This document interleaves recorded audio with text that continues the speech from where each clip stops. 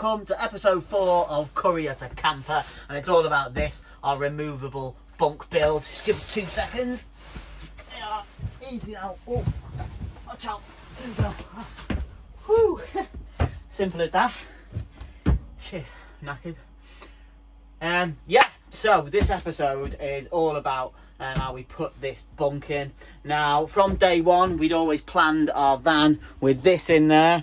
It's our 4th belted seat. You can sit 3 in the front, nice and safe, but we always wanted a 4th belted seat because we'd always planned to put some kind of bunk in that wasn't permanent. And a lot of the raised bunks we'd seen, you know, the vans at Camp Quirky or on YouTube videos or just looking at photos, they all seem to be fixed structures, but we didn't want that. We wanted a van you could walk all the way through.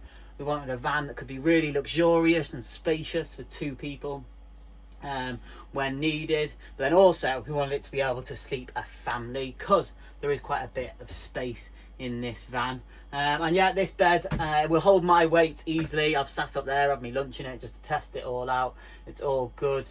And I weigh 75 kilograms, but I think we'd probably put a weight limit on there of about 50 kilograms when we're renting this out, just to make sure that it's extra safe. Now I know it all looks pretty simple up there now, it all looks like it's working, but it was quite a challenging job, and this is how we did it. So we always knew we wanted this bunk in there, but we didn't plan it properly, and because we wanted to get on with building our van, we decided to draw up a plan of where all the steel structural skeleton was in there, because we knew that we were going to have to secure the brackets for any kind of bed to this. Now, I reckon everyone should do this. Take pictures of your van, take measurements of the distances between the bits of metal structure that you can drill into. Do that as soon as it's all stripped out, because it's going to come in really useful once you've finished ply lining and you decide you want to make some other additions. Also, label where all your electrics are going so you don't end up putting a screw or a nail through any electrics. Like I say, we knew we were going to have to attach some brackets to this upper part of the steel skeleton, but because that wouldn't leave us much room to get in and out of the bed, we thought we were going to have to get some kind of steel bracket fabricated, and then we could add wood and bed bases to it to create some sort of double bed that could sleep people when needed. Check out Louise's diagrams here. But a plan like that could have been really expensive, and the bed bases would take up a lot of storage. So in the end, we decided to make a bunk that would be suitable for a child, teenager, for around 50, 60 kilograms. And to do that, we thought we'd make our own brackets that look like this. When we first made them, we made them out of soft wood, but we were worried about strength, and with a lot of movement in the bunk, we didn't want them to start cracking and fall apart. So we decided to splash out on a long, thick batten of hard wood. Cost us about 36 quid, which was much more expensive, but well worth it. And the wood we used in the end was called sapele. This wood smells amazing. After a bit of research, we found that you need at least a 50 centimetre gap so you can climb in and out of this bed comfortably. And that meant we had to make our brackets at least 20 centimetres long so that the base of the bed would be 50 centimetres from the ceiling.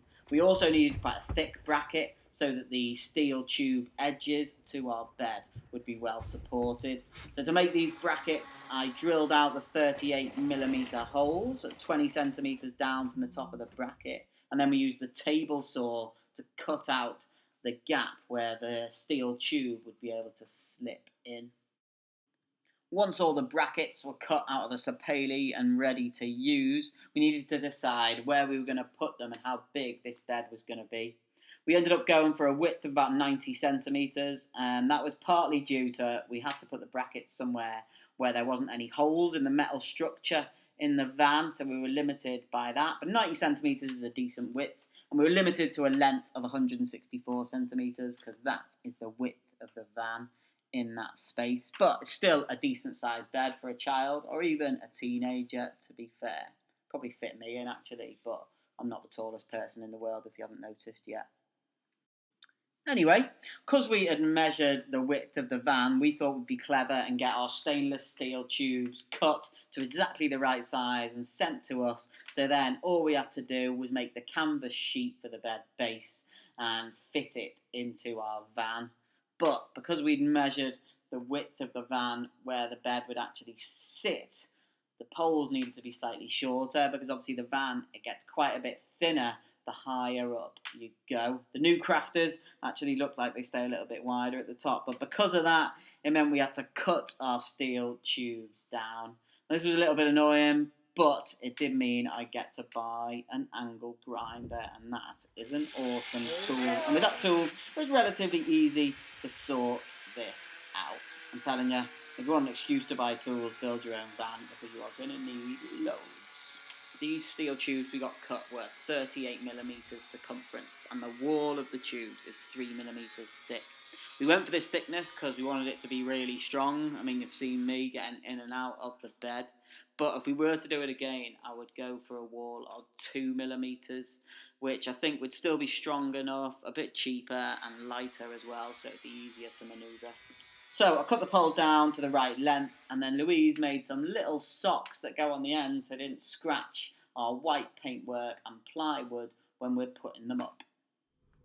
When we first attached these brackets into the van, we used these screws. Now we decided to use these because they worked really well when we were attaching the floor battens into the van before insulating. And despite the screws going in and it seeming to hold my weight like it does here, just for a few days we weren't feeling comfortable that they were secure enough, and we thought that just the little thread of the screw taking so much weight could eventually rip out, it'd eventually tear the ply off the wall, people could injure themselves, and it just felt a little bit dangerous. So after thinking about how other things that take quite a bit of weight, like our ladder on the side of the van, are secured, we decided that what we'd need for these bed brackets are some bolts and locking nuts, putting the locking nuts on the other side of the steel structural skeleton of the van. But to do this, that meant we were going to have to get behind the plywood. So we decided to cut out 4 small sections of the plywood so we could do this, rather than taking the whole sheet off, because that would have meant removing our cupboard, which has got all of the electrics in it, and at the end of the day, I just couldn't be arsed with any of that. Once those brackets were secure, Louise cut and sewed this strong, water-resistant canvas material into the bed base. She put some labels on it to show where each pole needs to go in the van, and she put 3 rows of stitches in, because now we were confident those brackets were going to hold. We needed to make sure that the bed base was strong enough to hold body weight as well. We wanted to put enough material in so that it didn't sink too low and get in the way of the people sleeping underneath, but also we didn't want it too easy for a child or a young person to be able to roll out of that bed and land on their parents sleeping underneath. The great thing about a bed like this is it doesn't take too much space to store it when it's not in use. It easily just rolls up and fits into this cupboard quite easy. And look how simple it is to put up and take it down. No special effects used here, honest.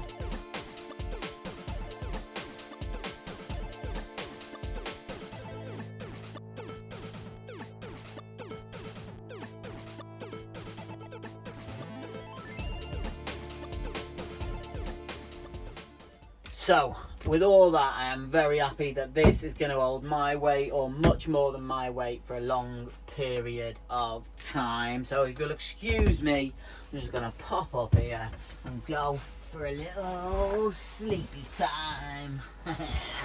But yeah, if you've got any comments or any questions about any of this stuff, ask them to someone else. But no, leave them in the comments just below here, and I'll do my best to get back to you.